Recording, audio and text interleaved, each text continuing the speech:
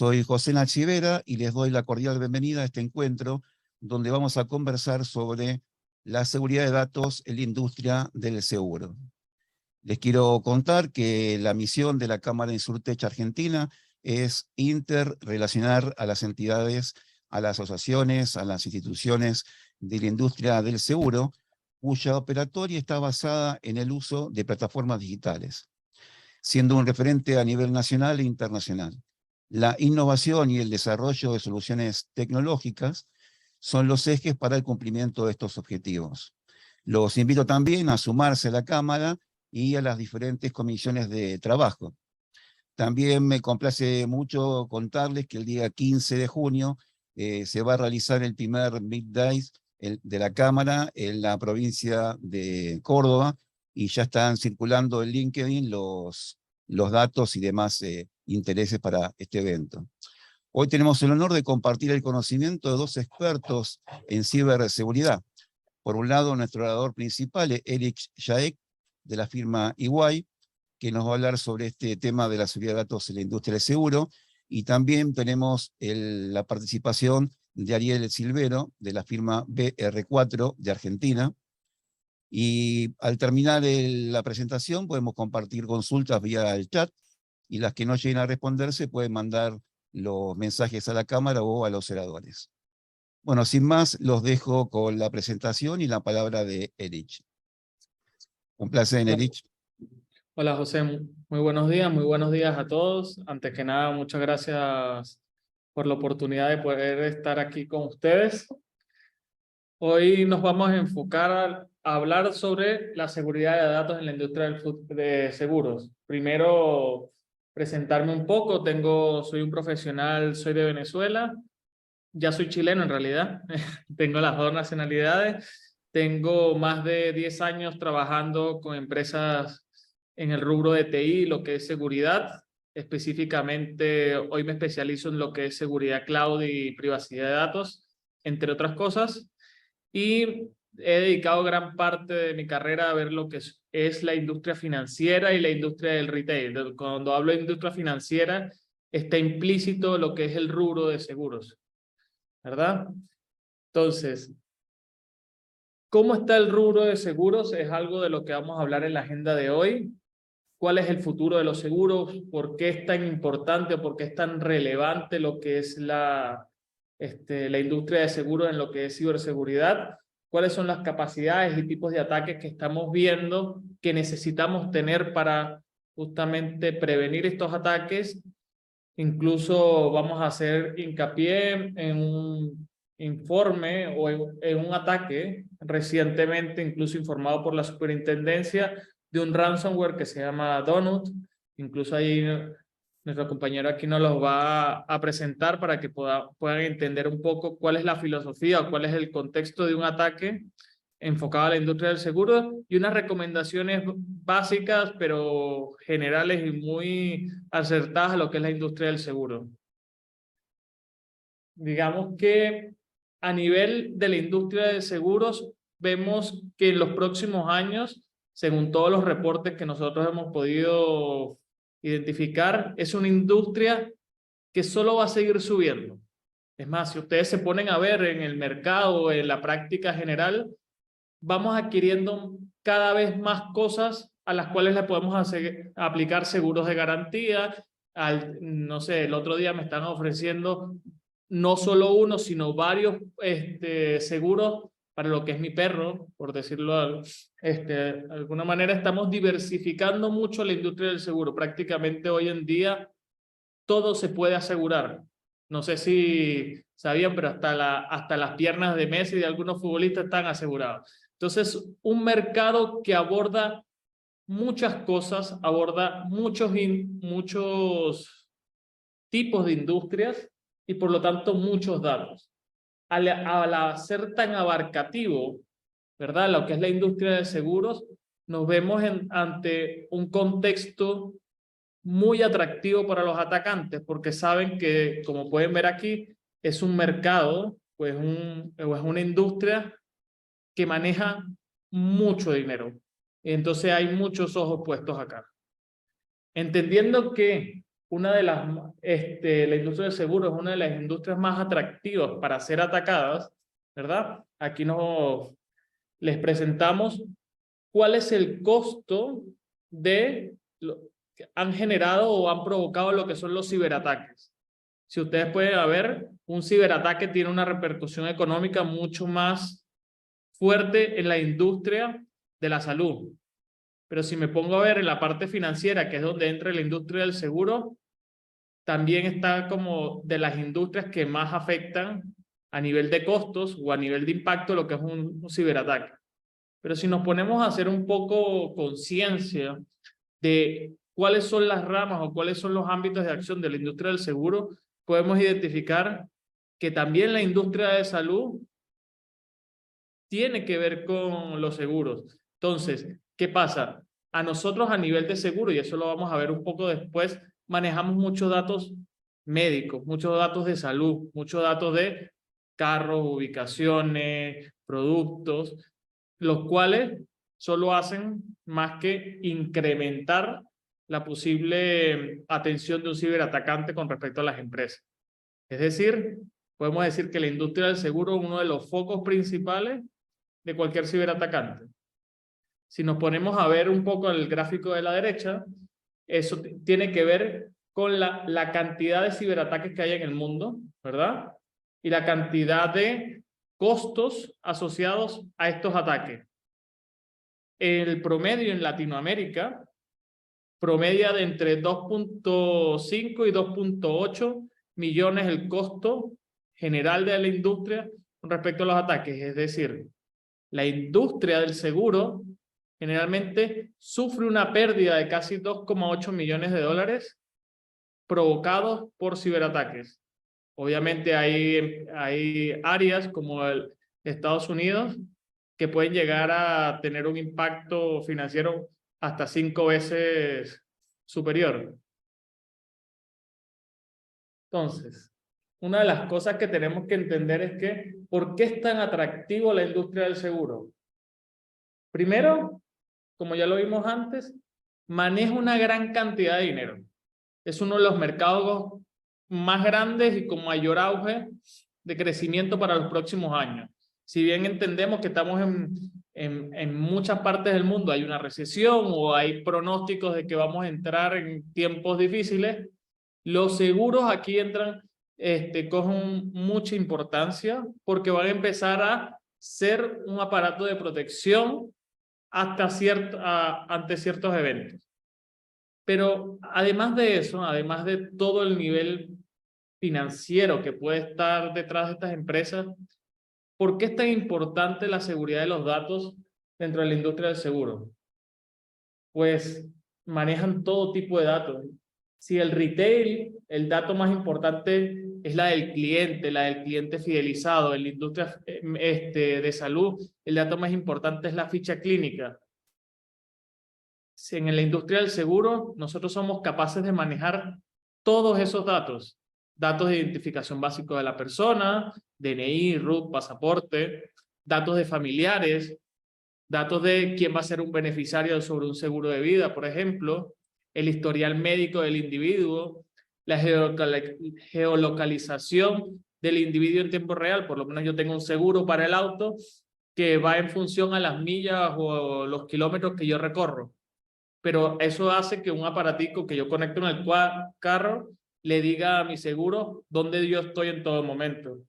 El historial crediticio, nivel de deudas, tarjeta de crédito, incluso el propio email de dispositivo del que me estoy conectando para hacer acceso seguro a lo que es mi plan de seguro. Son solo algunos ejemplos de los datos que maneja la industria del seguro. Entonces, entendiendo que cada uno de estos datos tiene un nivel de protección diferente, tienen diferentes sistemas con diferentes marcos regulatorios asociados a cada uno. Obviamente, estamos ante una de las industrias que maneja muchos datos, más datos de las personas y datos sensibles. Por lo tanto, es una de las industrias que es más compleja proteger. No sé si ustedes se habían dado cuenta de la cantidad de datos que puede contener una empresa de seguros, pero en realidad son bastantes. Es una de las empresas que más puede tener datos sobre un individuo en lo que es a nivel de industria. Pero ustedes se dirán, ¿qué tenemos que hacer o qué cosas hay que implementar dentro de una empresa? ¿Y ante qué me tengo que proteger? ¿Verdad? En el gráfico de la izquierda verán un poco cuáles son los tipos de ataques más comunes en el mundo con respecto a lo que son brechas o incidentes de seguridad. En la parte de arriba creo que pueden observar que el phishing, que es uno de los ataques más comunes, sigue agarrando preponderancia, sigue siendo el número 1. Siempre es más fácil atacar al eslabón más pequeño. Es por eso que a nivel de este tipo de ataques, la industria del seguro debe promover un nivel de concientización sobre lo que es el usuario final. Incluso lo que es aquí en Chile, la regulación de ciberseguridad solicita que nosotros entrenemos a nuestros usuarios, a nuestros clientes, para que no caigan en este tipo de ataque. Y aún así, pese a que las regulaciones tratan de tomar esto en cuenta, sigue siendo uno de los ataques más comunes en toda la industria. ¿Qué otro tipo de ataques podemos destacar? Pues aquellos relacionados con lo que son las credenciales de los usuarios. Y eso tiene que ver con la concientización de nuestros usuarios, dentro de nuestro personal que trabaja en la industria financiera. Estas personas deben tener un nivel de concientización y de controles a nivel de los sistemas que manejan mucho más potente. No quiero justamente repetir el mensaje que siempre repetimos, que el eslabón más débil siempre es la persona, que hay que poner foco acá, pero en realidad lo es, porque siempre hemos visto que a nivel estadístico, incluso a nivel de los sucesos, de los ataques que se vienen aconteciendo, siguen siendo la fuente número 1 de incidentes de seguridad. Y digamos, enfocándonos un poco en otras cosas que no son las personas. Ustedes saben la cantidad de datos personales o los datos críticos que maneja una empresa de seguros, pero ¿con quién los comparten? Generalmente, ¿quiénes hacen la atención o quiénes acceden a esos servicios? Por lo general, delegamos en terceros o en empresas de call center, de atención al cliente, estos datos. ¿Ustedes han pensado una empresa multinacional de seguros como lo es Chubb, cuántos call centers tendrá en Latinoamérica? Por ejemplo, muchos. Es decir, imagínense la cantidad de datos personales o financieros que son relevantes para la empresa, pero que aún así compartimos con cientos de proveedores que nos van a dar la oportunidad de atender a un cliente en Chile, en Argentina, en Brasil, en Estados Unidos o hasta en Timbuktu. En realidad, uno de los riesgos más potentes es la vulnerabilidad asociada a estos terceros, a estas empresas a las cuales yo les confío un servicio de atención al cliente y que para ello yo tengo que compartirles parte de mis datos. Aquí hay algo que tenemos que generar relaciones de confianza con proveedores que nos garanticen un nivel de cumplimiento o una línea de base de seguridad que nos permita confiar en que sus actividades se realizan bajo un estándar de seguridad. No todos, nadie, ninguna empresa en el mundo puede decir que es 100% seguro. Yo creo que esto es importante que lo tengamos en cuenta. Hasta la empresa más potente del mundo, Microsoft, Facebook, incluso hasta el Google, han recibido ciberataques y han sido víctimas de incidentes de seguridad. Si nosotros entendemos esto, sabemos que nunca vamos a estar 100% seguros, pero sí necesitamos establecer una línea base que nos permita confiar un poco en las capacidades a quién estamos delegando nuestros datos y que en realidad si ocurre un incidente, me queda la conciencia tranquila como empresa que los datos de mis clientes o que la data sensible para mis operaciones fue cuidado con la mayor cuidado o la mayor cantidad de controles que yo pude o tuve la capacidad de implementar. Si ustedes pueden ver acá, muchos de los otros incidentes tienen que ver por falta de configuraciones de los sistemas que tienen configuraciones predeterminadas que quizás no son los más seguros, pero son las más confortables para un desarrollador que utiliza credenciales de admin o contempla todas las comunicaciones habilitadas y por lo tanto es mucho más fácil para él desarrollar algo si tiene todos los permisos habilitados. Pero ¿qué podemos hacer? Justamente aquí a la derecha pueden ver cuáles son los factores que más pueden apoyar a la correcta respuesta ante estos ataques. Ahora, hoy en día, la inteligencia artificial, los equipos de DevSecOps, la formación de equipos de respuesta a incidentes son los factores que más me podrán ayudar a mí como industria de seguros, incluso a nivel financiero u otras industrias, a responder estos ataques. Este resultado negativo significa que todas estas actividades lo que hacen es apoyar o disminuir el costo de los incidentes en estos porcentajes o en estos niveles de impacto financiero. ¿Qué me puede exponer o qué me puede aumentar el riesgo de mis incidentes? La fuerza de trabajo remoto. Ahora estamos viviendo una realidad donde la mayoría de los trabajadores, y me incluyo, preferimos trabajar desde casa. Pero eso a la empresa lo que hace es complejizarle las cosas y podría ser un factor que me exponga a más riesgos de los cuales estaba preparado el ataque. Es decir, un ataque puede tener un objetivo, pero si yo tengo un trabajo remoto, si yo tengo una alta complejidad de sistemas y tengo muchos sistemas legados, es posible que el ataque tenga una repercusión mucho mayor de la que tenía planificado en una primera instancia. Si yo me voy un poco a un caso un poco más palpable, un poco más aterrizado a la realidad, ¿verdad? Porque obviamente hablamos de ciberataques muy conocidos en la industria, conocemos un poco todas las cosas que podrían llegar a pasar, todas las cosas que podrían impactarme, pero hasta que yo no veo algo o no le pasa al de al lado, es posible que yo no tome la conciencia específica sobre un ataque, sobre un incidente, sobre algo que está pasando. Para esto decidimos incluso en conjunto presentarles un informe reportado por la Superintendencia de Seguros de la Nación en Argentina, donde el 3 de abril, ¿verdad?, se identificó un incidente a nivel de un evento de seguridad informática catalogado como un ciberataque. Al final se trataba de un ransomware. Un ransomware es un ataque donde se accede a un sistema por muchas vías, en realidad, que pueden hacerlo, implementan, digamos, un virus o un agente de amenaza que lo que va a hacer es cifrar los datos, te los va a secuestrar.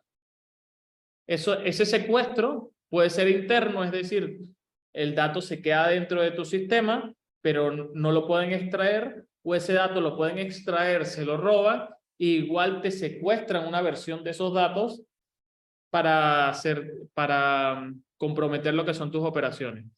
De forma inmediata, el equipo asociado a este incidente generó acciones específicas en sus equipos de respuesta a incidentes, generó un servicio de levantamiento para entender qué pudo haber pasado, cuál fue la brecha de seguridad que utilizaron para acceder a ese ransomware.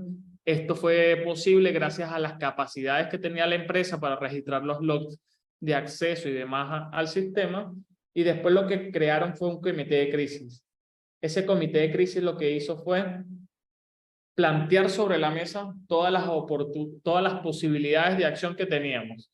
Mira, ¿será que pagamos el rescate? Son tantos bitcoins justamente para quedarnos tranquilos. Mira, en realidad no vamos a pagar eso porque tenemos una red de respaldo, ¿verdad? Y entonces solamente tenemos que recuperar el respaldo para poder entrar en operación otra vez. O hay unas empresas que incluso dicen, yo me recupero el respaldo, pero identifícame quién me atacó porque quiero hacer un contraataque o quiero ver qué tanto puedo capturar de información para que la persona sea identificada y poder generar esto una demanda legal por este incidente.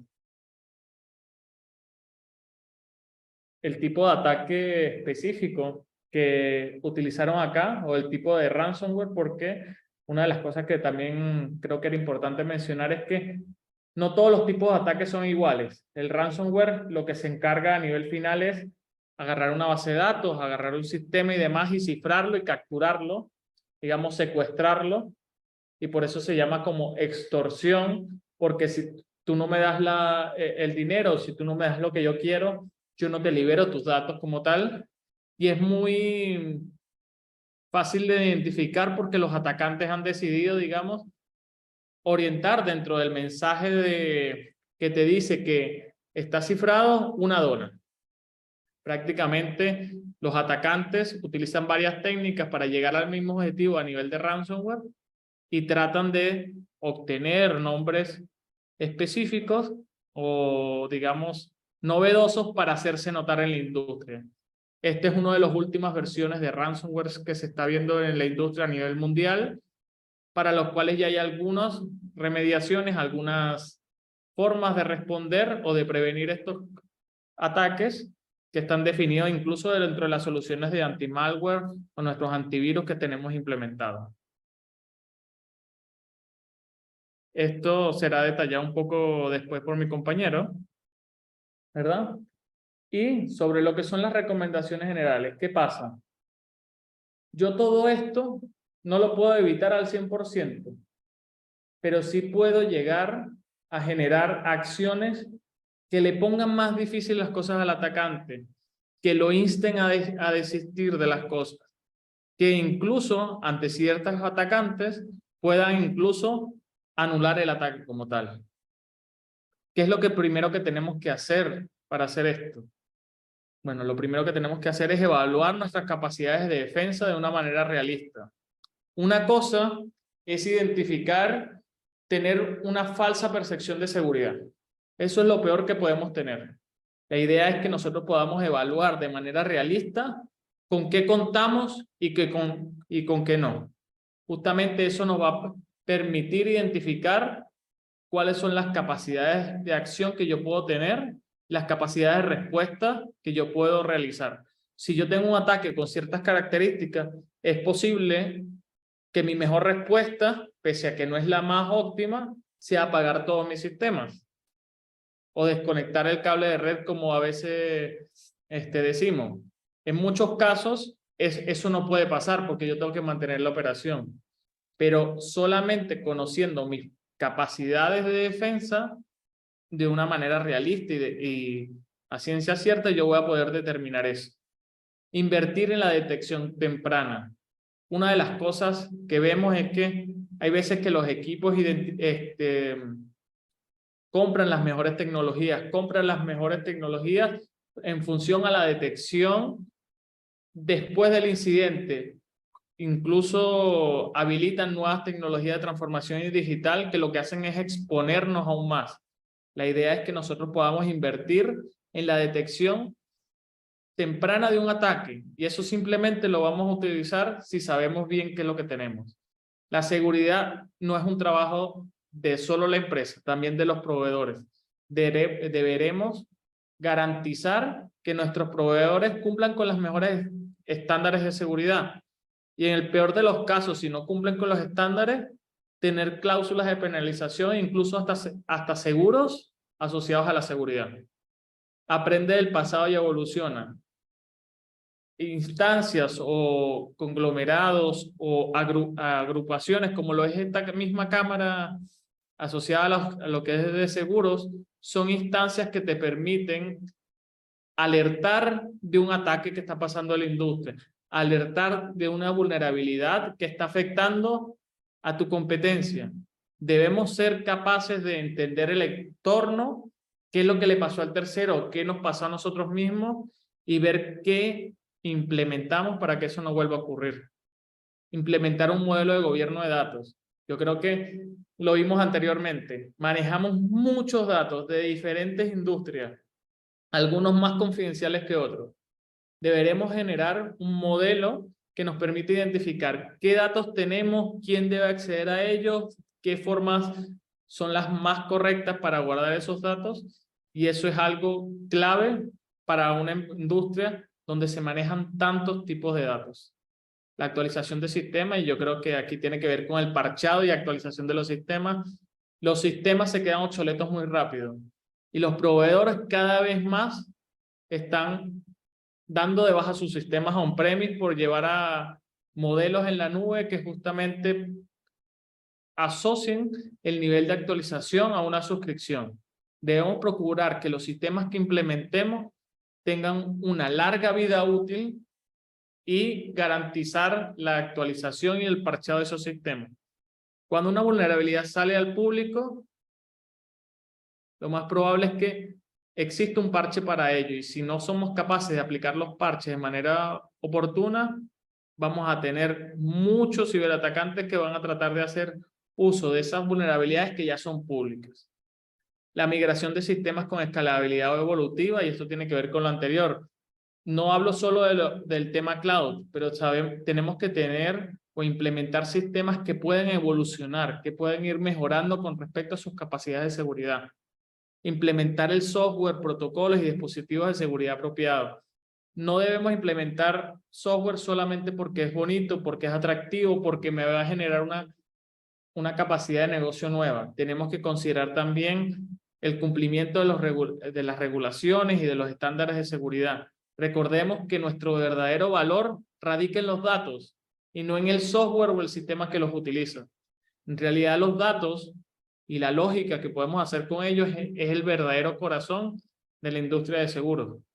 Y sobre todo, una vez que ya pase el incidente, porque entendemos que no podemos evitarlos al 100%, es establecer un plan de recuperación ante desastres que nos permita recuperar la operación, minimizar el impacto de los ataques y sobre todo hacer una retrospectiva y aprender de las lecciones aprendidas que nos dejó el ataque.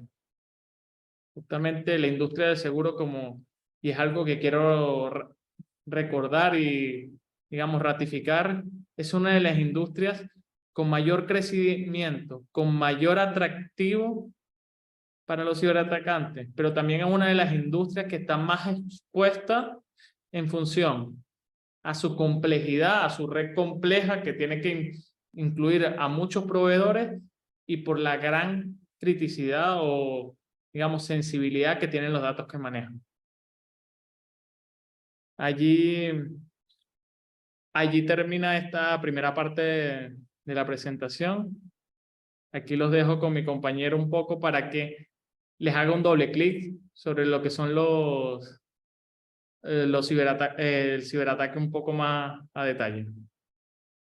Bueno, muchas Permiso. gracias, Eric, por la presentación. Eric nos ha nutrido muy bien sobre el atractivo que tienen las compañías de seguros para ser atacadas precisamente por el dinero. Nos habló de los ataques, que son principalmente tener cuidado con los terceros a los cuales dedicamos la atención de clientes, crear un comité de crisis y modelos de gobierno de datos. Ahora Ariel nos va a contribuir con su punto de vista. Adelante, Ariel. Muchas gracias, José. Gracias, Eric. Y gracias a toda la Cámara Insurtech Argentina por brindarme este espacio. Antes que nada, me presento. Soy Ariel Silvero.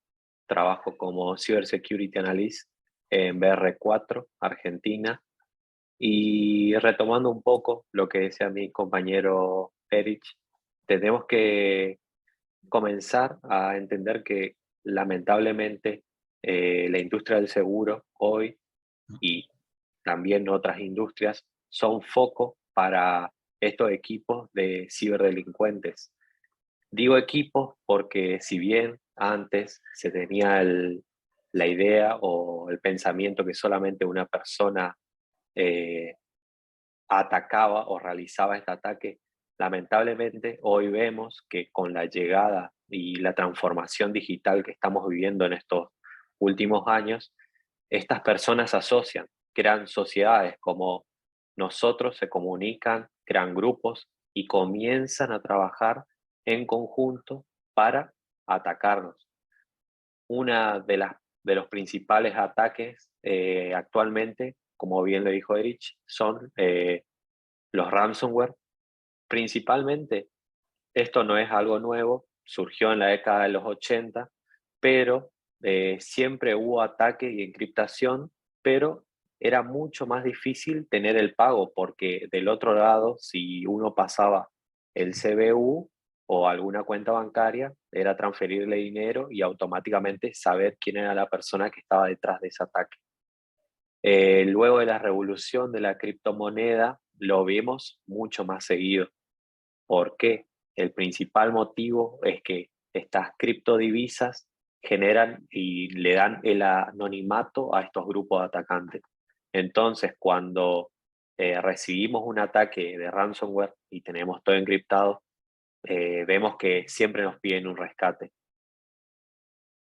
Según la CIA, el FBI, la Mossad y demás grupos que se encuentran trabajando a nivel gobierno y trabajando en contra de estos cibercriminales, es muy importante siempre destacar que nunca debemos acceder a pagar estos rescates.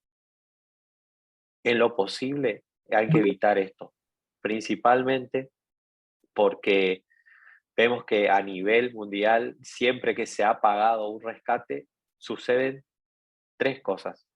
En un principio, solamente 4% de todas las personas que han pagado el rescate han recibido todos sus datos o parte de sus datos que han sido encriptados.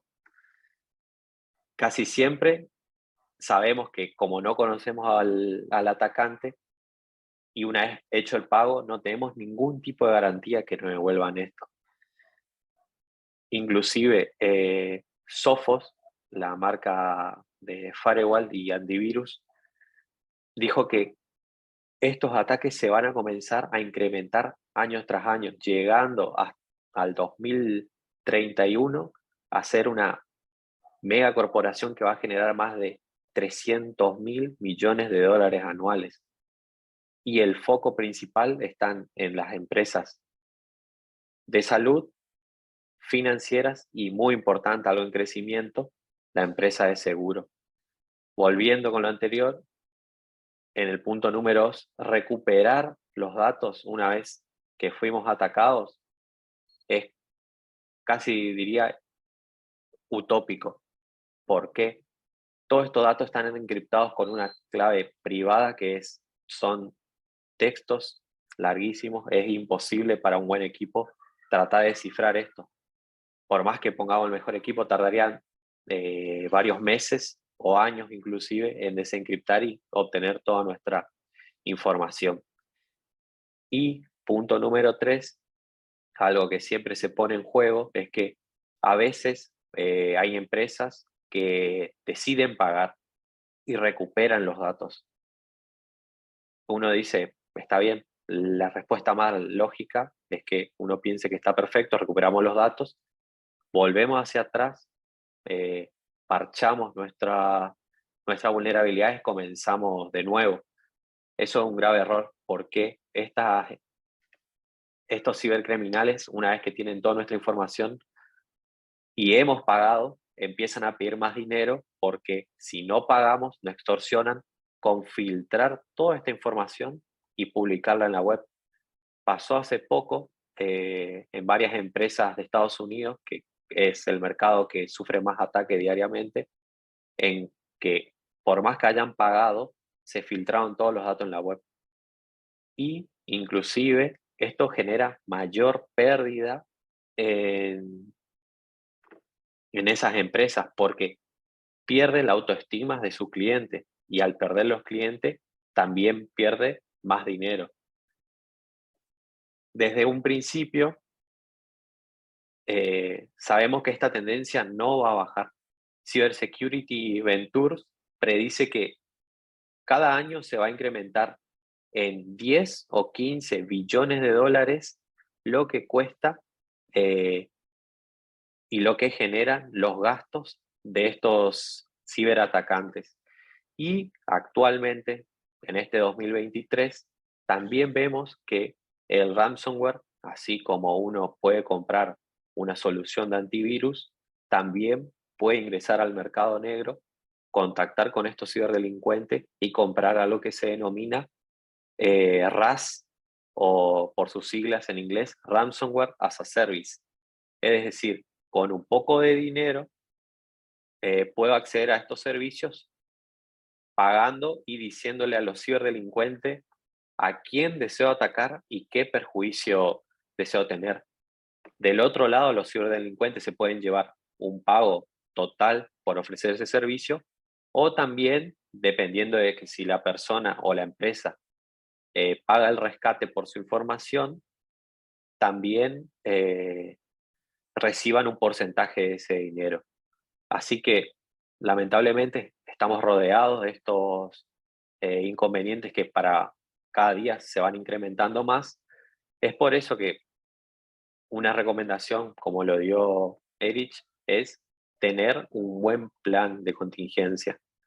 Sabemos que por más que tengamos muy buenos productos, en primera instancia debemos hacer hincapié en conocer todas nuestras vulnerabilidades, realizar un buen asesoramiento si nuestra empresa por ahí no lo posee, asesorarnos con un buen analista en ciberseguridad y comenzar a trabajar sobre esas vulnerabilidades, llevar una remediación instantánea a los parches más peligrosos.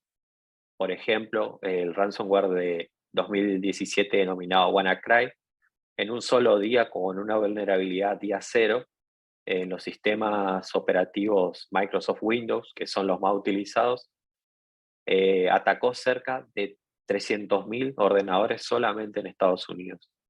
Es increíble lo rápido que avanzó, el movimiento lateral que tuvo, y muchas de estas compañías no se pudieron recuperar porque fue un ataque totalmente inesperado.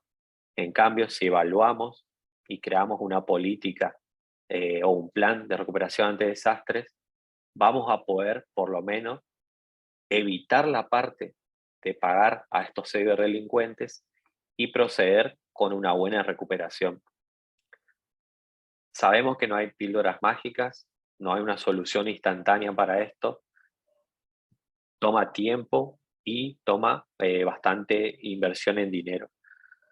Debemos prestar atención, primero que nada, como lo dije, a las vulnerabilidades, trabajar sobre ellas, luego tener un buen antivirus, capacitar a nuestros usuarios, enseñarles las mejores prácticas para abordar estas problemáticas, y en caso que todo esto no funcione, utilizar nuestro plan de recuperación ante desastres para recuperar toda nuestra información.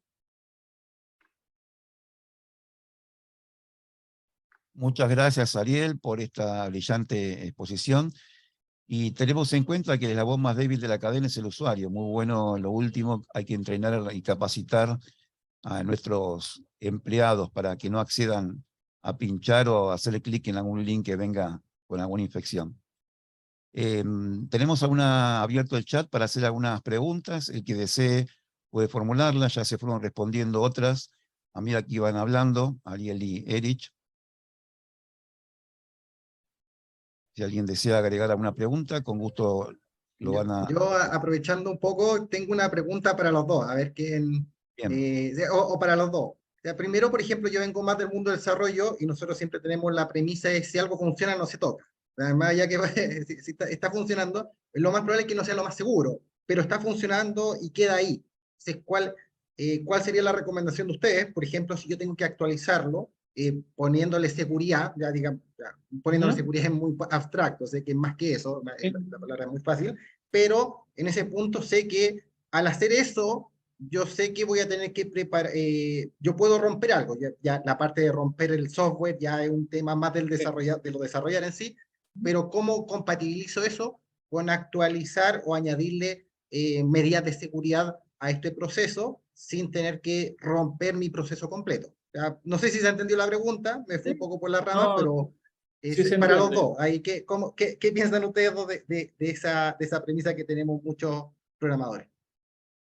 Allí, Néstor, yo empatizo mucho con los desarrolladores. Digamos que a veces no sabemos lo complejo que es ser desarrollador cuando vemos el ciclo de vida completo de una aplicación. Una aplicación no muere cuando ya sale a producción, por decirlo de alguna forma. La evolución que tiene que tener una aplicación con respecto a las funcionalidades que te pide el negocio, que te pide a nivel comercial una aplicación, un sistema, tienen que ir de la mano con las implementaciones de mejoras a nivel de seguridad. A nivel de desarrollo, utilizamos muchas librerías que incluso fueron aplicadas al momento del desarrollo puntual, pero las librerías también se van quedando obsoletas. Las librerías como tal, que es la base del desarrollo, ¿verdad? Se van actualizando. Eso, digamos, uno de los primeros puntos que hay que tener en cuenta. Pero también hay que tener que ver que la arquitectura o la solución, el modelo, en cómo los componentes se van comunicando como tal, también va creciendo, va cambiando en el tiempo. Ese modelo de lo que hoy era seguro, quizás tú desarrollaste una aplicación hoy y era 100% segura, es posible que incluso en 3 meses no lo sea, porque salió una vulnerabilidad de la solución que tú utilizaste y no lo era. Entonces, para eso lo que nosotros recomendamos que dentro del ciclo de vida de las aplicaciones y de los sistemas existan monitoreos o evaluaciones de vulnerabilidades o ethical hacking, como se le llaman, pero que es un poco más abarcativo, de manera anual, de manera periódica, cosa que tú puedas ir identificando las mejoras en el tiempo e ir planificando que vas a tener que ir actualizando ciertas cosas. Entonces, la aplicación no vive y muere el día que sale a producción. Es una revisión constante a nivel de funcionalidades, tanto como de vulnerabilidades y capacidades de seguridad. Muy bien, gracias, Eric. Permiso, José. Gracias, Eric. En principio, por ahí, Néstor, es importante incluir a la ciberseguridad dentro del ciclo de vida de la aplicación. Una vez que la estamos construyendo y llevando adelante, es importante también tener las mejores prácticas. Por más que tengamos, como bien lo dice Eric, una aplicación que hoy es segura, tenemos que pensar que en el mundo de la ciberseguridad sabemos que las aplicaciones casi siempre tienen una vulnerabilidad que cuando se detectan, por lo menos han pasado cerca de 250 o 300 días de lo que fue descubierta. Si bien para nosotros puede ser una vulnerabilidad esa aplicación de tipo día cero, puede haber sido que hace más de un año alguien estuvo explotando esa vulnerabilidad sin siquiera uno darnos cuenta. Por eso, además de incluir las mejores prácticas e incluir la seguridad dentro del desarrollo, trabajar con un equipo y llevar adelante estas actualizaciones de plugins, librerías, frameworks, que hoy son muy casuales, y encargar esas actualizaciones a un equipo que las lleva adelante en el tiempo, que pasa muy seguido, que se implementa la solución, como bien lo dijiste, se lo deja ahí y si funciona, no lo toques. Creo yo que ese es el principal motivo por el cual muchas empresas sufren estos ciberataques. Como bien lo dijo Erich, es recontra importante también, a lo último, sumar unas evaluaciones de seguridad, conocidas como pentest o utilizando otras aplicaciones o frameworks que me ayuden a llevar adelante y conocer las vulnerabilidades que tiene esa aplicación. ¿Puedo hacer una pregunta? José Carlos Salinas habla. Adelante, Carlos, buenas tardes. ¿Qué tal? ¿Cómo están? Buenas tardes. Le quiero preguntar justamente a los dos especialistas, que me imagino que viven muchas experiencias de esto, ¿por qué motivo hay tanta resistencia a tomar todas esas prevenciones que ustedes comentan y a no reconocer que hay un problema en los sistemas, sobre todo en el tema de bases de datos? Porque lo que ustedes mencionaron de la Superintendencia de Seguros verdaderamente es un tema como ejemplo.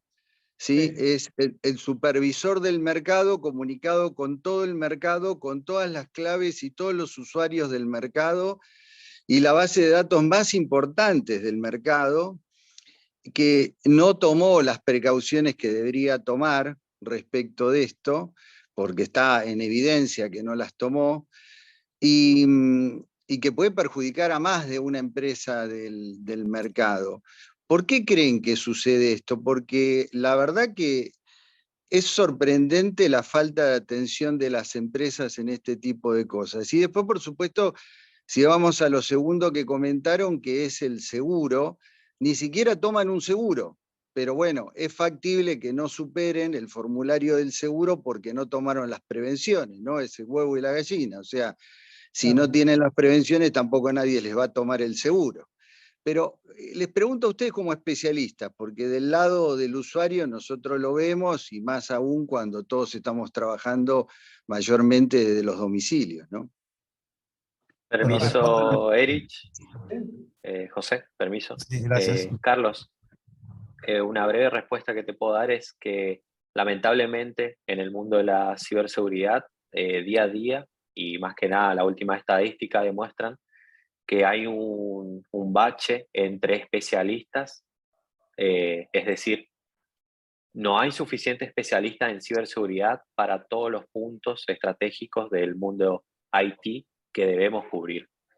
Y eso genera que por ahí no encontremos suficiente personal para cubrir estas cuestiones. Hay que tener en cuenta que la Superintendencia del Seguro es algo muy grande, como bien lo dijiste, y no va a necesitar solamente un especialista, va a necesitar varios. Y sumado a que hay estos pocos especialistas que están distribuidos alrededor del mundo, es la famosa ley de oferta y demanda. Hay empresas que se dedican a esto porque su servicio principal es ofrecer ciberseguridad. Entonces, al tener mayores ofertas salariales, estos especialistas van migrando y casi siempre se concentran en mercados que reciben muchísimo más ataque que la Argentina, como lo son Europa y Norteamérica. Ahí para Le doy la palabra, perdón, Eric, le doy la palabra a Luis, que quiere hacer una pregunta. Luis Bollini, adelante.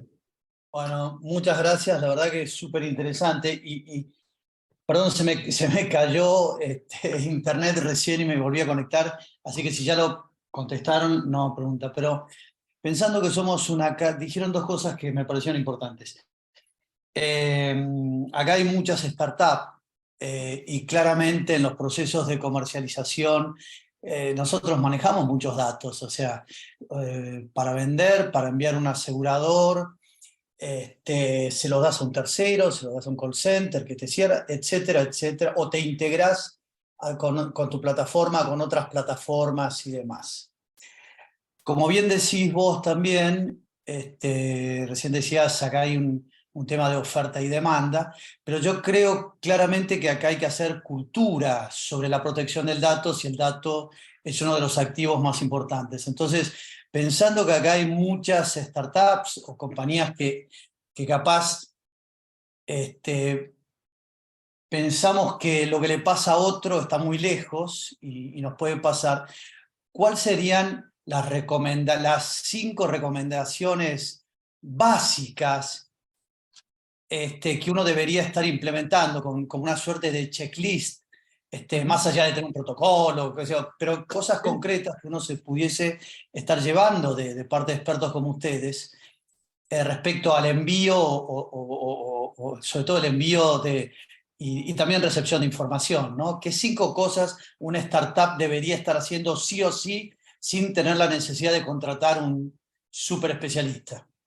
Mira, aquí yo te respondo, aquí en Chile se creó una nueva ley para startups recientemente, ¿verdad? Y me ha tocado trabajar con varias de ellas, incluso tengo varios amigos que trabajan en unas, y yo creo que el principal punto de atención aquí tiene que ver en conocer qué es lo que tenemos. Primero, conocer cuáles son las capacidades de los datos que estoy gestionando, estoy recibiendo y lo que estoy enviando. En función a eso, hay ciertas regulaciones que hay que cumplir y eso es uno de los puntos que tienen que ver las startups a nivel de, incluso en Argentina están más avanzados de lo que es aquí con respecto a los datos personales. Los datos personales tienen que tener ciertos cuidados a nivel de cifrado, de cómo yo lo protejo, tanto cuando está en reposo, que es cuando lo tengo guardado, como cuando está en tránsito, que es que se está transportando. Yo tengo que validar que esas comunicaciones y esos medios de almacenamiento tengan los más altos niveles de cifrado y de protección y que solamente los usuarios autorizados para ellos accedan. El segundo punto tiene que ver con los terceros. Yo necesito establecer relaciones de confianza con mis proveedores, ¿verdad? Que me permiten confiar en que ellos van a cuidar los datos como yo los cuidaría. Obviamente aquí cuando un cliente nos comparte los datos, nosotros somos responsables y le extendemos esa responsabilidad al tercero cuando le compartimos esos datos incluso a nivel de protección de datos personales, ellos serían también tratadores de lo que es ese dato. Por lo tanto, también se les extiende la responsabilidad legal con respecto al uso de esos datos. Esas cosas tenemos que tenerlas consideradas al momento de generar contratos, porque a nivel, un proveedor puede incumplir en algo y como no hay una cláusula de penalidad contractual, se pueden, digamos, lavar las manos. Hay proveedores que justamente establecen cláusulas contractuales y penalidades que ayudan justamente a confiar en ese punto. El otro punto es que el nivel de negocio, a nivel de las startups, pensamos, o muchos piensan en el beneficio que puedo tener. Voy a agarrar esta necesidad de la industria, voy a agarrar este tipo de activos o de servicios y los voy a customizar para ofrecer el mayor valor al cliente. Pero también tengo que pensar en la protección del dato como un valor de la startup, porque generalmente al entender que somos empresas chicas, en algunos casos, no todos es así, prescindimos de invertir en seguridad frente a una funcionalidad de negocio. Y yo creo que eso es uno de los grandes problemas y también hago un poco retrospectiva a lo que preguntaba Carlos.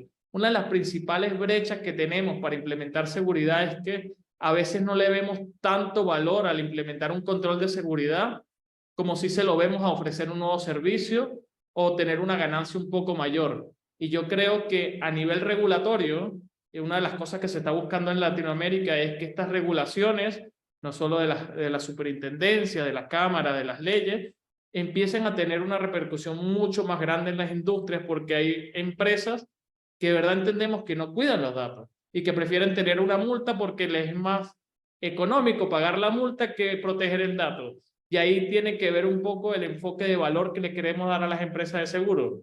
Entonces, tiene que ver un poco también con la confianza que vamos generando con los clientes. Yo creo que en Europa está muy arraigado lo que es, confío en la empresa para darle mis datos, porque justamente hay una ley, hay muchas multas asociadas a eso, entonces yo puedo generar un nivel de cuidado más. Hay un nivel de resistencia a nivel de negocio en invertir en ciberseguridad, lo cual no es barato. De eso sí, ciberseguridad es caro y es algo con lo que hay que vivir.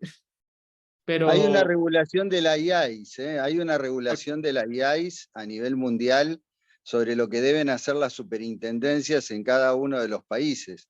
Lo que ocurre, no vamos a engañarnos, lo que ocurre es que no se está cumpliendo. Pero en realidad, como viene de Europa, hay una regulación internacional de lo que deben hacer las superintendencias en el control de datos de las compañías de seguros. Todo lo que debería es empezar a cumplirse, ¿no? Si no, vamos a seguir con robar el barrio para vender seguridad después, ¿no? Que es lo que está pasando. Primero, gracias por las respuestas. Me parecieron que la verdad que el enfoque, gracias, creo que, y sobre todo en esto, ¿no? Generar la cultura de la seguridad. Y dijiste, es un tema que me pareció muy importante. O sea, invertir en seguridad es invertir en confianza para generar negocios. Creo que hay que buscarle esa vuelta. Me encantó, gracias, muy bueno. Bueno, muchas gracias por las palabras y las preguntas, y ya para ir cerrando, le pediría que vayan abriendo las cámaras para poder tomar una fotografía, y mientras que las abren, le quiero destacar una pregunta que hizo Guido Carello sobre una medida que considero que es de contramedida, actuar de manera proactiva en seguridad informática. Es decir, de manera que podamos detectar antes que nos ataquen, hacer contramedidas para poder detectar si nuestro sistema o nuestros usuarios están funcionando de manera correcta. Ahora vamos a tomar una fotografía. Les agradecería si quieren mandar una pregunta por mail, por chat. Van a ser respondidos. Destacar el 15 de junio que tenemos el Meet Day y agradecerles por estar ahí presentes y firmes todos los participantes.